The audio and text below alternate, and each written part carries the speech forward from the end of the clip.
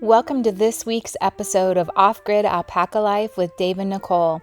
We are a large off-grid alpaca farm raising a herd of over 60 alpacas in the middle of nowhere. In this week's episode, see us take care of 1-day-old baby alpaca Dancer. We give her injections, get her weighed, and give her all the love that she needs. Also, see Dave harvest firewood from the forest, and Nicole heads to Phoenix to a healing arts event. For the first time, she's going to spend the night off the farm without Dave. Please be sure to hit that subscribe button. Thank you. It's about 8 a.m. Time to do the morning assessments on our newborns, get our babies moved outside, and then we've got 2 injections that we give every newborn within 24 hours. So we've got our little baby here that was born yesterday. Hi. And she needs to get her shots, get weighed, and get her temp taken. This is the outdoor playpen for our babies. You can see it's right in the main pen with our females. This keeps them separate from the rest of the herd so that they're protected and can stay close to their mamas. This is the little door to let the babies out. Come on, babies. Come on, babies.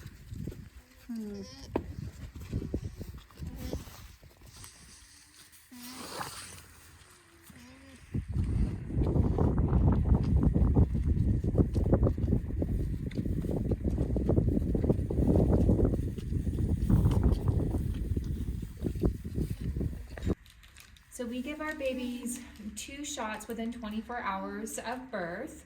The first one is vitamin A and D, and the second one is BOSC. This is selenium, and this one is really important because it helps with any type of potential for leg issues in colder climates, which we have a very cold climate happening right now. It's actually only about 37 degrees out. So I'm gonna go ahead and draw these up. I have a 3 ml syringe and a 21 gauge needle. So first I draw back some air in the needle, and you can draw up, say, 1/2 ml of air if you're gonna give a 1/2 ml of the vitamin to the baby. I'm gonna draw up a little bit more air than normal because this vitamin is actually pretty viscous and it's hard to draw through such a small needle. So I'm adding more air to increase the pressure in the vial, and you can see it's slowly coming out. We give our newborns a 1/2 ml of vitamin A and D, and we give the adults 2 mLs of vitamin A and D. Drawing back the air to get the BOSC, I'm gonna put the needle in the vial, push the air in, and then draw out the medicine. And again, this one's pretty viscous too, so it's just a little bit hard to fill the syringe. And I'm gonna do a 1/2 ml.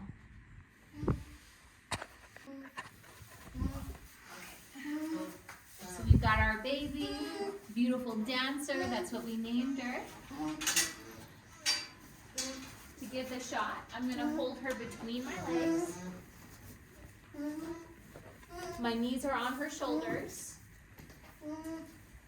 I'm gonna push any air bubbles out of the syringe, and then I'm gonna look for the spot on her leg, in between any tendons. You can kind of feel a gap. Put the needle in and slowly push the medicine in. Now I'm gonna switch to the other needle and repeat the same process. I'm gonna push out any air in the syringe. I'm gonna feel for that marker, that space in between the tendons. She's getting a little bit squirmy. Get her repositioned. Feel for my marker. Insert the needle and push the medicine in. And there we go. Now we'll get her weight and her temperature. So I have a digital thermometer and some lube. Put some lube on the thermometer.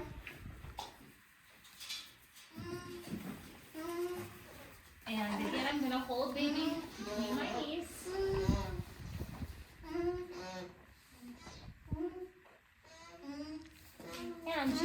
poop on her butt. So that means she had her first poop. We didn't see it happen, and usually the mamas will bury the poop to hide the poop from predators. But looking at the butt for signs of poop is one way you can be sure that your baby is pooping. What is a normal baby temperature? A normal baby temperature is usually from about 100 to 102, maybe 102.5. But we suggest reaching out to your vet if you get a temp on your baby that is over 102.5. Your baby could have an infection and you need to intervene early with newborn babies.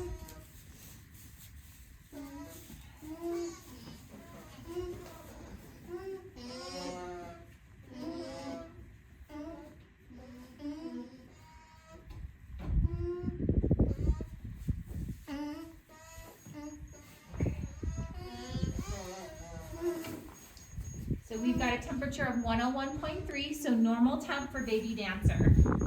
Now we'll get baby's weight.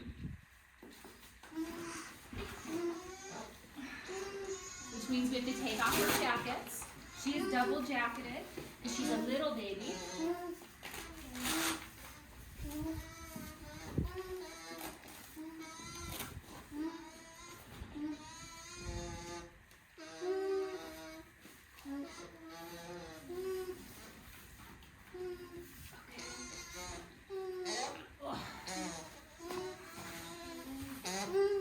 Okay, come on, baby.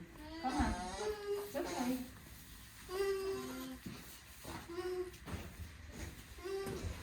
Stand. Stand.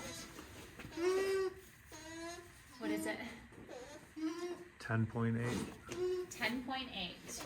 We'll get it again just to make sure, even though she was holding really still.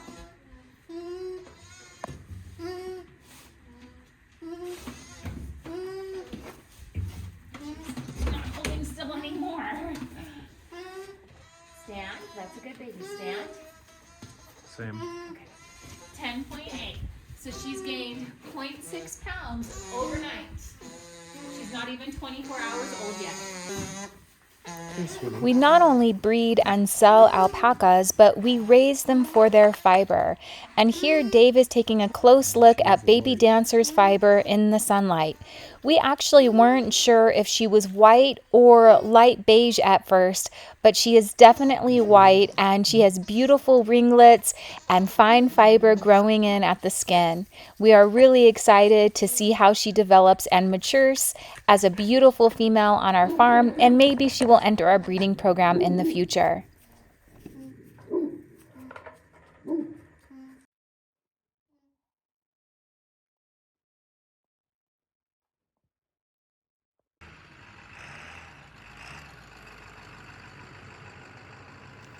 Dave is out in the forest to harvest firewood to keep us warm. Our off-grid homestead is located at about 5,900 feet elevation within a beautiful juniper forest in the high desert of northern Arizona. We have already been having freezing temps for weeks, and we have no furnace in our home. We rely solely on our wood stove to stay warm, which means Dave has to harvest firewood on a regular basis. If he were to fall behind, we would be so cold and totally screwed because, again, we have no furnace in our home. We rely solely on the juniper tree and Dave's skills and his health and wellness to be able to go out and harvest the trees. Our homestead is surrounded by thousands and thousands of acres of forested state land, so no worries about us over-harvesting the trees. Dave looks for trees that are dead but still standing. Those trees burn the best, and they haven't been infested by ants yet.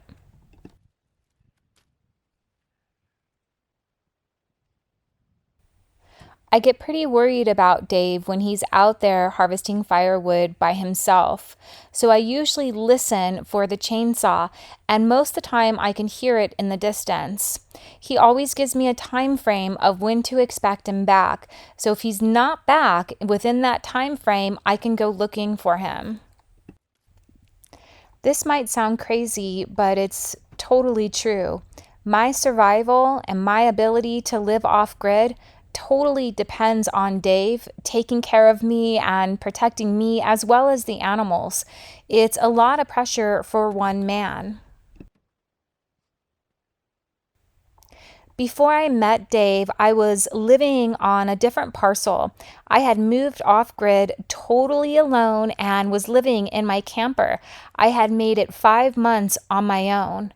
And I realized pretty early on in my off grid journey how much harder it was to live off grid than I could have ever imagined. I was so vulnerable and I was struggling. Dave and I had a mutual friend that introduced us. He sent me a message and asked if I wanted to hang out. At first, I said yes, but then I changed my mind. I was so focused on my vision of creating an off grid permaculture utopia. I thought maybe having a relationship would distract me from my purpose, so I canceled our plans to meet. Dave gave me about a week with no contact, and then he reached out to me again and he said, "Hey, why don't you just let me bring you some alpaca poop for your garden?" And I was like, "Okay, sure, that seems harmless enough." So he showed up on my property, and literally the moment I saw him, my whole reality shifted. It was love at first sight for me. I know that might sound silly, but it was. Something shifted in my reality that I knew he was my man. I knew he was why I moved off grid, and everything suddenly made sense for both of us. Dave had been living off grid on his parcel for over a year, and he had already been raising alpacas for over 6 months before we got together. He is the most resilient man that I've ever met, and the skills that he has been developing them his whole life. Totally different than me. I had no idea what I was doing when I moved off grid. It is out of massive love and gratitude that I share our story with you. I am so grateful for my husband, and I'm so grateful that I said yes to the alpaca poop, because not only have I fallen in love with Dave, I have also fallen in love with the alpaca, and I just couldn't imagine my life without either of them. So that vision I had of creating an off-grid utopia, it has actually come true because of Dave and because of the alpacas. I'm so grateful for this life. I'm grateful to be free and wild out here, and also to have the protection of a good man.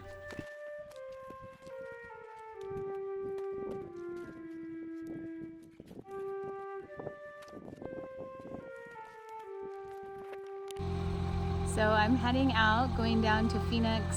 I'm going to stay the night at my daughter's house and attend this healing arts event where I'll be wet felting live and also vending some of my art. This will be the first time that I've ever spent the night away from the farm without Dave in 2.5 years or more since we've been together.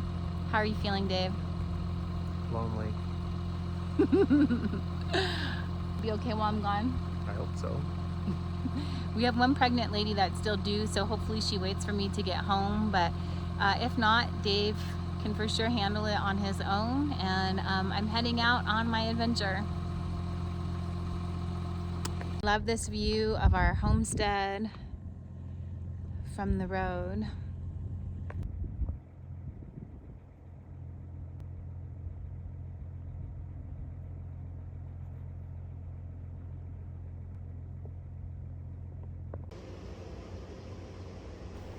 I made the 3.5 hour drive down to Phoenix, and here is my setup at the Healing Arts event at the OMstead. I have all of my art laid out, plus a wet felting station where I will be sharing the ancient primitive technique known as wet felting with other people. I am so excited to be in community and share this magic. Here is a close-up look of some of the art I have made from alpaca fiber grown on our off-grid farm.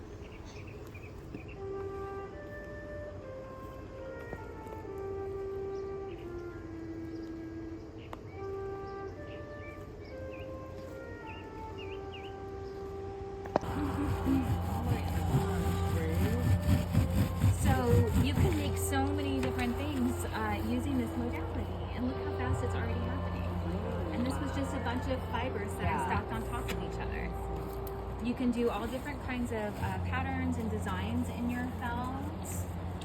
You can make wearable items. You can make outerwear. You can wear make rugs, hats. That's repurposed dress fabric in that one that I felted the fiber through. This is all your stuff over here too? Yeah, all of this stuff is made from the fiber on our farm. These are different. Alpaca, what is it? Fiber. Fiber. It's fiber or fleece. We should use this one. Okay. Isn't that a sexy one? Yeah? Yeah, I know. Does it matter which side the balls, like the Put the bubble? bubble wrap facing down. Every day, kinda and I check really, it really and do then- like it. It's That's just, awesome. I can show you what it looks like. Yes, yes.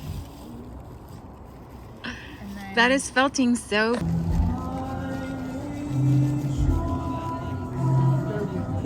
Hi, welcome to Fiber Island. This is cool. Thank you. All of this is made from things. White has been being developed as a fiber for much longer than these other colors have been. So you'll always find higher quality fiber in the whites. So take a thin piece out.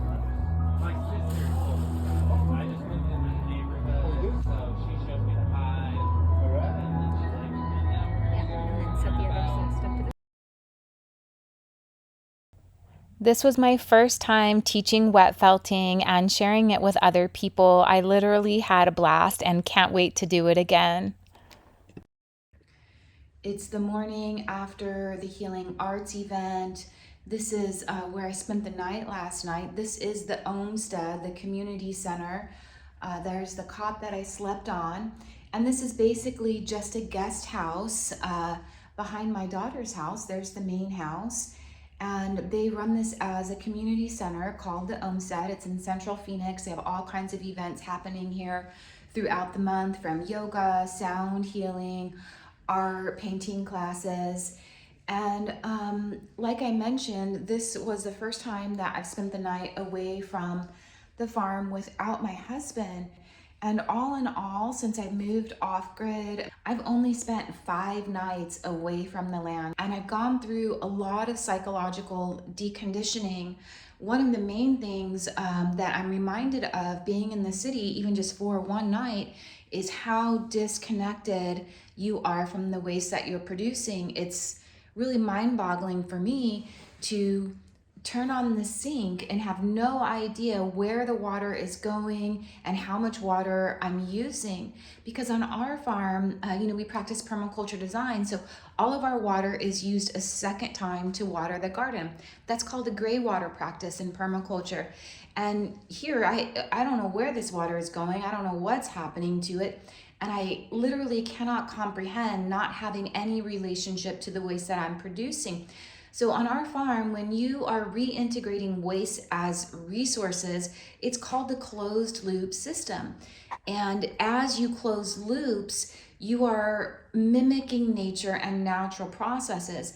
And the more loops that you can close, either in your urban environment or on your farm, the more you're integrating with your reality with the ecosystems that surround you. And that is how nature works. So Mama Gaia, Mother Nature, doesn't have any waste. Everything is always being recycled. So when you close loops in your home or on your farm, you're making your farm act like nature, like one living, breathing organism where everything is supporting something else. And that's the path to wholeness or totality, I feel, because when I feel connected to nature, I feel more whole and more secure. This is their bunny. His name is Zoro. They're gonna get him another bunny friend soon so that he can have a little buddy. I'm tempted to let him out so that he can explore the space. I know they let him out all the time. I'll do it. Let's see what he does.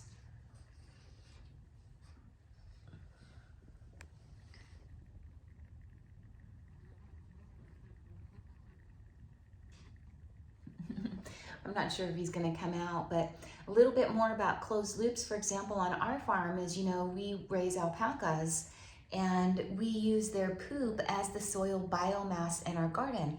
So that poop is one of the greatest resources that the alpacas provide us, second only to their fiber. And any fiber that's not suitable for art, I use as a mulch in the garden, so I transform that into a resource as well. Hi, buddy. Hi, buddy. And then, like I mentioned, we repurpose any gray water in the garden as well. So any water that I use for felting or washing the fiber is used a second time in the garden. Really magical to change your relationship to resources, to find more wholeness and more purpose on earth.